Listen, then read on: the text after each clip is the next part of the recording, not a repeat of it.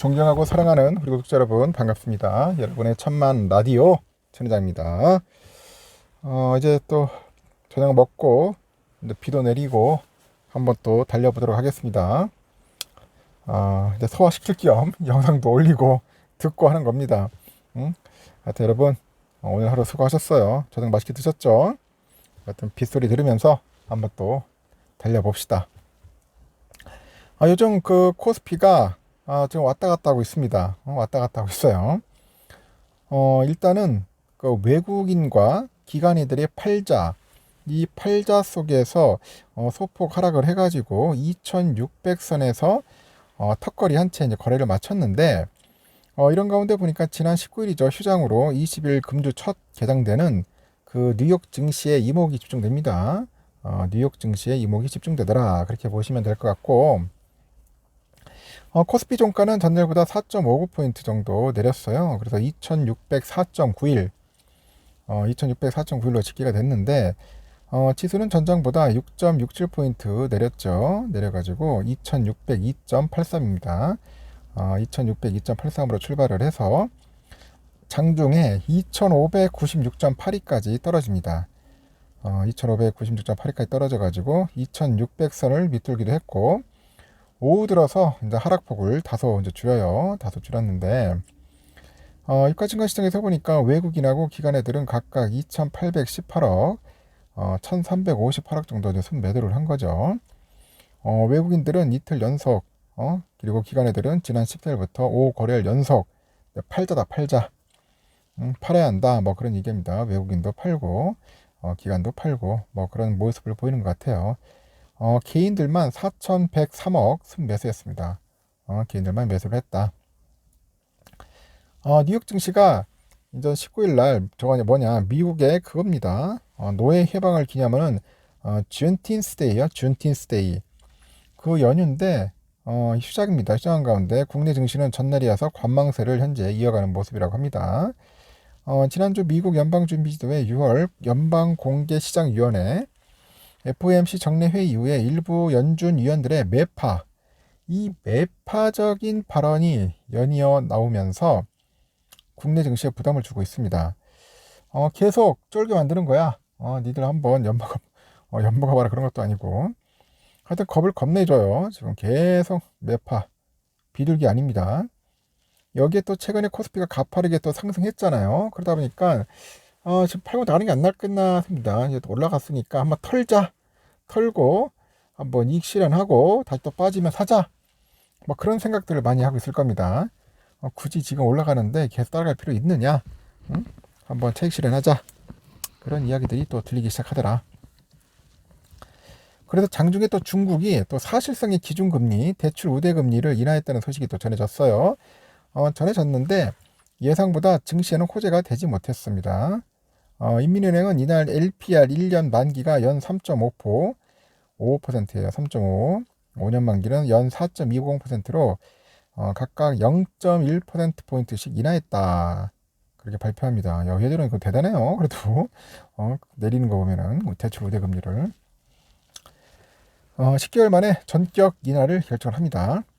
그래서 중국의 인민은행이 금리 인하를 이제 결정을 했는데 시장에서는 기대했던 만큼 뭐 경기 부양에 대한 강도가 세지는 않아. 내리려면 시원하게 더 내리던 거야 하는데 0.1 내려가지고 실망감이 좀 확산된 것 같다. 그래가지고 좀 아쉬웠다. 뭐 그런 얘기입니다. 여러분도 아시겠지만 시가총액 상위 종목 대부분이 하락으로 마감을 합니다. 특히 포스코 퓨처엠 그렇게 잘 올라가다가 오늘 빠졌더라고. 2.48% 정도. 삼성 SDI 1.82, LG화학 1.73, 포스코홀딩스 1.66.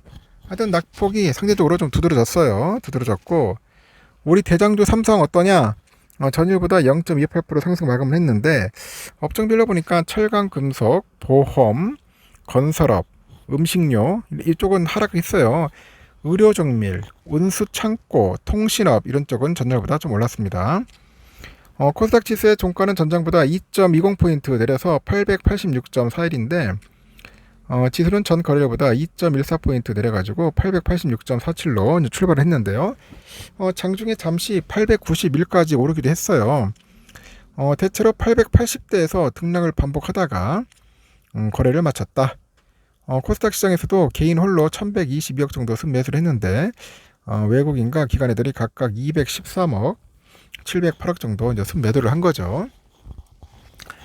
시총 상위 종목 가운데 ESM 2.5, WPC, WCP가 2% 정도 올랐네요. JYP 1.98% 상승했어요. 근데 HLB, 셀트리온 제약, 에코프로비움 쭉 빠졌죠. 네, 보니까 국내 증시의 그 단기 조정론은 여전한 상태라고 봅니다. 증시 전문가들이 뭐라냐? 시장에서는 단기 과열이나 과매수 신호가 곳곳에서 감지되고 있다. 강조를 합니다. 단기 과열, 과매수 신호. 그래서 글로벌 증시와 코스피 등의 그 기술적인 지표랑 투자 심리, 리스크 이런 변동성 지표들은 상당히 과도한 수준이다. 변곡점이 근접해 있다. 언급을 하고 그러면서 코스피가 단기간에 2650선을 넘어서 2700선을 향하는 흐름은 쉽지 않아 보인다. 그래서 단기 변동성 확대 가능성의 염두에 둘 필요 있다. 그렇게 강조를 하네요. 그리고 코스피 2650선은 12개월 선행주가 수익 비율 올해 평균 수준이 12.4배이자 12개월 그 선행 주가 선자산 비율 PBR 올해 고점 0.95배로 평가가치 측면에서 1차 변곡점이라 생각한다. 기술적 지표들은 단기 과열권에서 하락 추세 전환이 진행되고 있다고 분석을 합니다. 코스피 200 변동성 지수가 13으로 그 경험적인 그런 하단 국면에 진입했다고 하는데 증시 주도주들도 고점을 형성하고 하락 전환을 해가지고 단기 과열 양상을 해소할 시간이 조금 필요한 시점이라고 강조하는 증권사도 있습니다.